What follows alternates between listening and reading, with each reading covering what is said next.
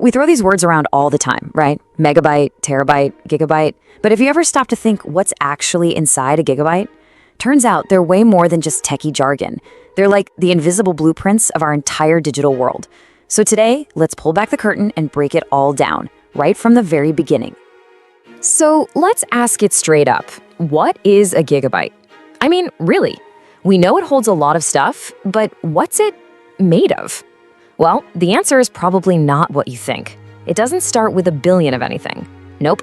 It all starts with something way, way smaller. Just a single, tiny, elegant little switch. Okay, so to really get a handle on the huge scale of digital memory, we gotta start super small. I'm talking about the smallest possible piece.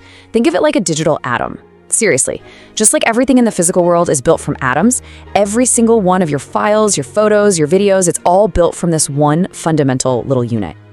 And that fundamental unit is the bit. Yep, the bit. It's short for binary digit, and it is the absolute bedrock of everything digital. But here's the really cool part, the thing you gotta remember.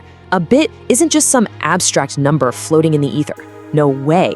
It's a real physical thing. It's a state in an actual electrical circuit. And it really all just boils down to this: on or off. A 0 simply means there's no electrical charge. So the switch is off. A 1 means, you guessed it, there is a charge. The switch is on. That's it. That simple two-way choice, on or off, is the foundation for everything, from the phone in your pocket to the most powerful supercomputers on the entire planet. So a single switch is a great start, right? But let's be honest, on its own, it can't really tell you a whole lot. To make something, meaningful, to actually store and communicate real information, we need to start grouping them together. And trust me, this is where it starts to get really interesting.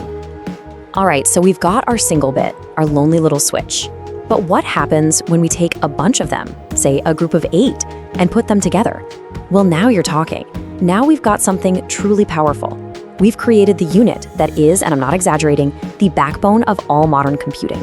It's a massive leap forward. This group of 8 bits has a name, a byte. And the byte, my friends, is where the magic really starts to happen. Why?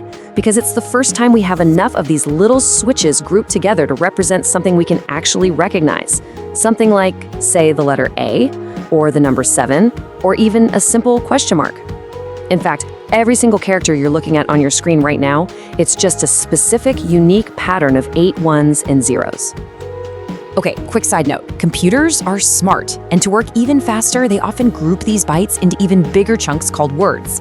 But honestly, for what we're talking about today, for understanding the big picture of storage, the byte is the key building block we really need to focus on. All right, quick recap. We've gone from a single on-off switch to a group of 8 that can actually represent a letter. Pretty cool, right? Well, now we're ready for the main event. We're gonna see how we get from that to those huge storage terms we talked about at the beginning. It's time to start climbing the data ladder. So, starting from just a single byte, a single character, we're about to take a giant leap.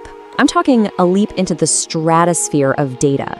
So buckle up, because the numbers, well, they're about to get really, really big. Okay, I want you to forget the number 1000 for a minute. In the world of computers, the real magic number is 1024. Now, why such a weird number? It's simple, really. Computers don't think in tens like we do. They think in powers of 2. And 2 to the power of 10 just happens to be 1024. This is the number that unlocks the entire scale of digital storage. When you get 1024 bytes together, you hit the first major rung on our ladder, 1 kilobyte. And from here on out, we are off to the races.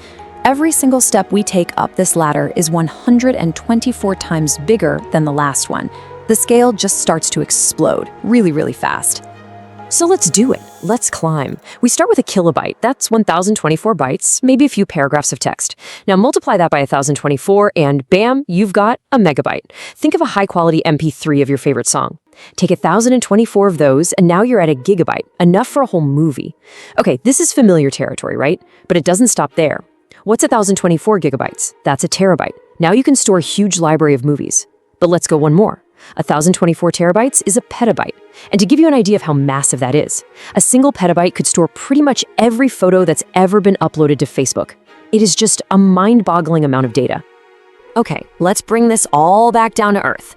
Let's connect the dots here, because these aren't just abstract terms we've been talking about. At this point, they're basically the rulers we use to measure our entire digital lives. So let's go back to the original question. What is a gigabyte really? Well, now you know. It's 1,024 megabytes, which is over 1,000,000 kilobytes, which is over 1,000,000,000 bytes.